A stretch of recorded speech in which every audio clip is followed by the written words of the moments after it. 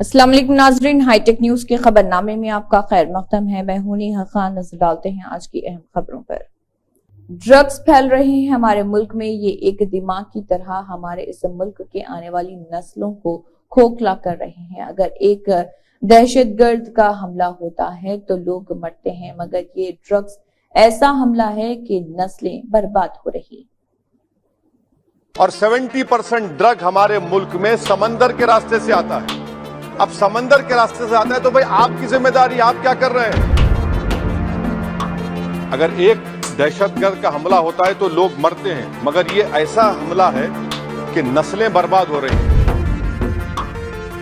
Drugs फैल रहे हैं जो हमारे मुल्क में, ये दीमक की तरह हमारे उस मुल्क की आने वाली नस्ल को खोखला कर रहे हैं। अगर एक दहशतगर्द का हमला होता है तो लोग मरते हैं, मगर ये ऐसा हमला है कि नस्लें बर्बाद हो रही हैं। तो इसीलिए सर मैं उम्मीद करता हूं कि हुकूमत 44 के बजाय 47 पर ज्यादा तवज्जो मरकूज करेगी और इस दीमक को जो हमारी नस्ल को बर्बाद कर रहा है पूरे मुल्क में, उस पर ये सरकार को उतरना पड़ेगा। और अगर सिर्फ ऐलानात और बातें होंगी तो कुछ नहीं होगा। सर मैं आपको एक बात बताना जरूरी समझता हूं कि इतना बड़ा मसला है कि 2021 में 78,331 FIR रजिस्टर हुए सर ड्रग्स के ऊपर, और उसी साल 2021 में सर जो सीजर्स हुए NDPS एक्ट में 2021 में 12 लाख, और लीटर्स में देखेंगे तो 8,90,000 करीब ये सीजर्स हुए सर। अब सर आपके इत्तला के लिए जो पुलिस का खर्चा होता है, जो पुलिस को गवर्नमेंट देती है, अब देखिए सर डेटा है मेरे पास, मिसाल के तौर पर दिल्ली में सर आप दिल्ली पुलिस कितना खर्चा करिए, देखिए सर 99 करोड़ उनका बजट है, तो 2022-23 बी सर बी में सिर्फ 0.1% खर्चा हुआ है। और आप इसका मुकाबला करेंगे इस दीमक का, इस दहशतगर्दी का।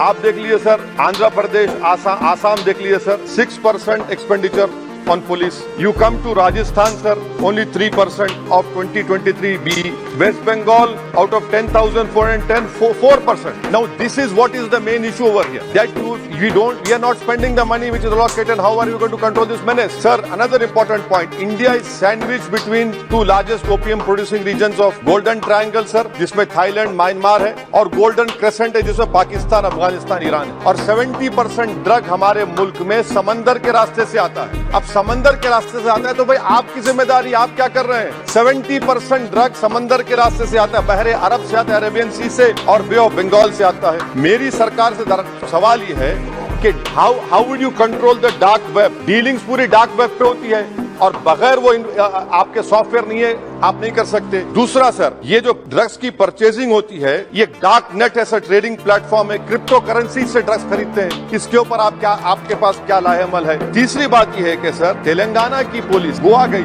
गोवा की सरकार ताउन करने तैयार नहीं है। 3 बड़े गोवा के ड्रग किंग पिन्स को पकड़ कर लाए और वहाँ की गोवा की पुलिस अनऑफिशियली बोली कि you arrest them after New Year, otherwise our tourism industry will get affected. I mean what kind of nonsense is this? वो बोल रहे हैं कि टूरिज्म इंडस्ट्री को मुतासिर करे। ऐसे वो ड्रग पिन में कौन है सर? एक that fellow was a waiter, he is now mafia Lord now. कैसा होगा सर ये? तो इसीलिए हम सरकार से उम्मीद करते हैं, सर मैं खत्म कर रहा हूँ। अच्छा sir, in court, if you take this case to court, now what will happen in court if drugs are seized? They are shown seized but not sealed, and that is where you get the bail. आप seize करते हो उसको आप seal ही नहीं करते। There are so many lacunas. 70% of drugs is coming through sea route. It is for this government to stand up and deliver on it. Forget about 44 and remember about 47. 47 is important because Article 47 because destroying the whole nation. And lastly, sir, one simple experiment can be done on 31st December on all important cities of our country, Delhi, Mumbai, Hyderabad, Bengaluru, Chennai.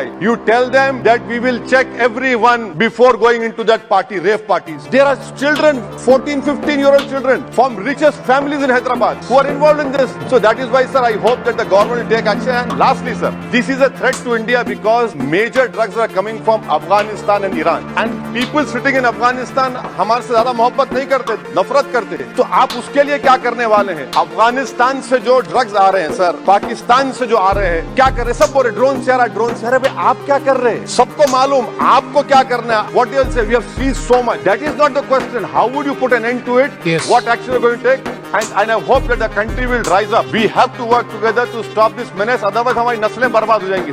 शुक्रिया sir. Thank you very much. Ladies पर का कानून लागू करने की supreme court को कहा। Supreme court ने उसको रिवाइज कर दिया गया। शहर हैदराबाद में लोकसभा इलेक्शन को लेकर काफी हलचल देखी जा रही और इस दौरान मुख्तलिफ जगहों से और गोशों से अवाम का रद्दअमल भी सामने आ रहा। शहर हैदराबाद की अवाम का कहना है कि हैदराबाद का वोट धर्म के नाम पर सियासत करने वालों के खिलाफ है। हमारा वोट हिजाब के नाम, हमारा वोट धर्म की सियासत करने वाली के खिलाफ है। हमारा वोट मुस्लिम बच्चों को बदनाम करने वाली के खिलाफ है। हमारा वोट हिजाब के नाम, हमारा वोट उनके खिलाफ जो सीए के जरिए मुसलमानों में डर पैदा करना चाहते हैं। हमारा वोट फलस्तीन के नाम, हमारा वोट हमारे शरीयत के नाम, हमारा वोट सीए की मुखालिफत करने वाले के नाम। बैरिस्टर असदुद्दीन ओवैसी जिंदाबाद है, जिंदाबाद रहेंगे और जिंदाबाद है। हल्का असम्बली याकुतपुरा में वाकई एक मुनफरिद पार्क है जो अपनी कुशादगी, साफ सफाई और खूबसूरत माहौल की वजह से दीगर पार्क से मुख्तलिफ है। इसके अलावा बैरिस्टर असदुद्दीन ओवैसी की रहनुमाई में और मजलिस रुकन असम्बली की नुमाइंदगी से इस असम्बली हल्के में और भी कई पार्क बनवाए गए हैं।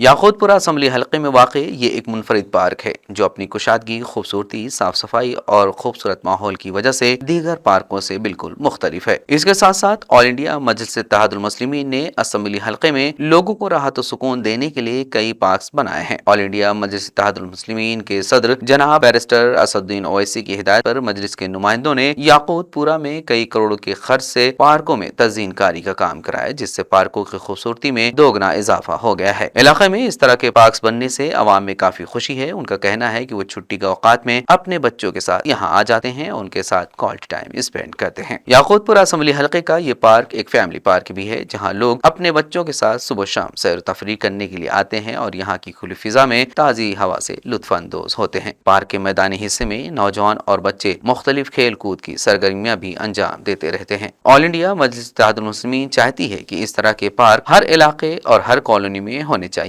ताकि अवाम बिलखुसूस बच्चे, बुजुर्ग और मरीज अफराद खुली और साफ सुथरी फिजा में सांस ले सकें। मजलिस ने हमेशा अवाम के फलाह बहबूद को तरजीह दी है, इसलिए याकूतपुरा की इस तरक्की को बरकरार रखने के लिए और इसको मजीद तरक्की की बुलंदियों तक पहुँचाने के लिए एक बार फिर से पतंग के निशान पर वोट डालकर ऑल इंडिया मजलिस इत्तेहादुल मुस्लिमीन को कामयाब बनाएं। शहर हैदराबाद की अवाम का कहना है कि उनका वोट बैरिस्टर असदुद्दीन ओवैसी मजलिसी सदर के लिए है। आपका वोट किसके नाम है, कमेंट में बताएं। हमारा वोट पार्लियामेंट में कम्युनल वायलेंस के खिलाफ आवाज उठाने वाले के नाम। हमारा वोट कोर सिटी के औरतों को बदनाम करने वाली के खिलाफ। हमारा वोट हैदराबाद की तरक्की के नाम। हमारा वोट मुस्लिम बच्चों को बदनाम करने वाली के खिलाफ है। हमारा वोट हमारे शरीयत के नाम। हमारा वोट मॉब लिंचिंग के खिलाफ आवाज बुलंद करने वाले के नाम। हमारा वोट उनके खिलाफ जो इजराइल को सपोर्ट करते हैं। हमारा वोट असदुद्दीन ओवैसी साहब के नाम। AIMIM के सदर और उम्मीदवार हैदराबाद पार्लिमानी हल्के बैरिस्टर असदुद्दीन ओवैसी ने सुबह याकूतपुरा असम्बली हल्के के तहत भवानी नगर, मौला का चिल्ला, रहमत नगर और अमान नगर में डोर टू डोर इंतखाबी मुहिम चलाई और आवाम से मुलाकात करते हुए मजलिस के हक में वोट देने की अपील की।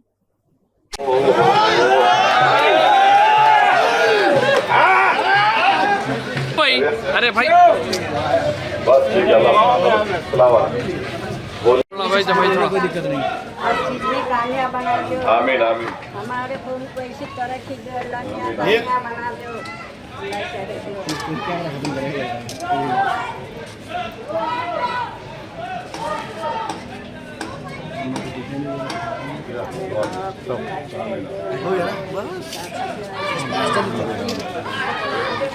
आमीन आमीन। वोट डालना होगा।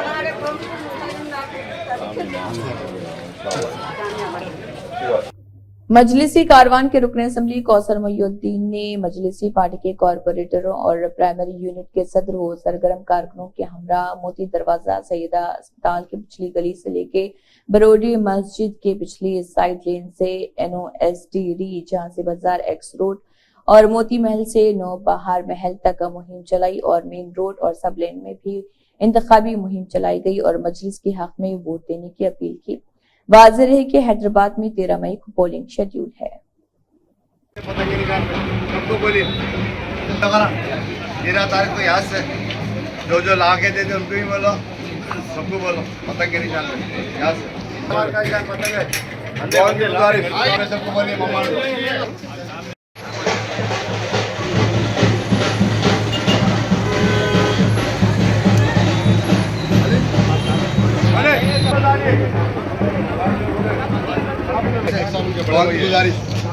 आमीन आमीन आमीन। घर में आजू बाजू सबको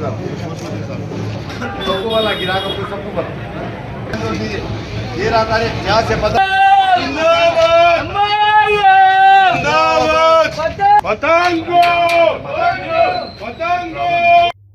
इसी के साथ हाईटेक न्यूज खबरनामा इख्तिताम को पहुंचता है। अल्लाह हाफिज।